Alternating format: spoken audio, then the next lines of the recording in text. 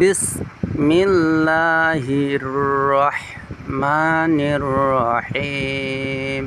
বিস বিস মিল্লা মিল্লা মিল্লা মিল্লা লা একালিপ টানতে হবে। মিল্লা হির রহ রহ গলার ভিতর থেকে রহ মা মা একালিপ টানতে হবে।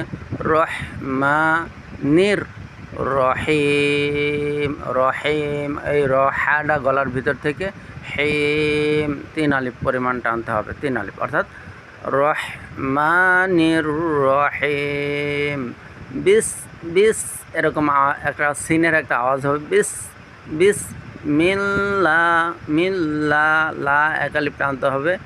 মিল্লাহির হির রহ মানির রহ রহ এই হাটা গলার ভিতর থেকে রহমানির রহিম রহিম হিমটা 3 আলিফ টানতে হবে।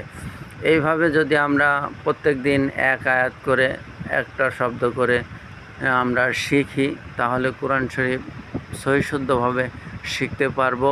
আজকের ভিডিওটা এই পর্যন্তই। ভালো থাকবেন, সুস্থ থাকবেন।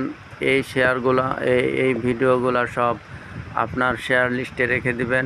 প্রয়োজনে শুনবেন, দেখবেন আপনার সব কিছু সহিশুদ্ধভাবে তেলাওয়াত হয়ে গেছে। সহিশুদ্ধভাবে আপনি তেলাওয়াত করতে পারবেন।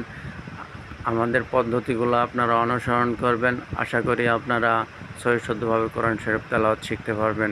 আজ এ পর্যন্তই। আসসালামু আলাইকুম ওয়া রাহমাতুল্লাহ। দেখা হবে পরবর্তী ভিডিওতে।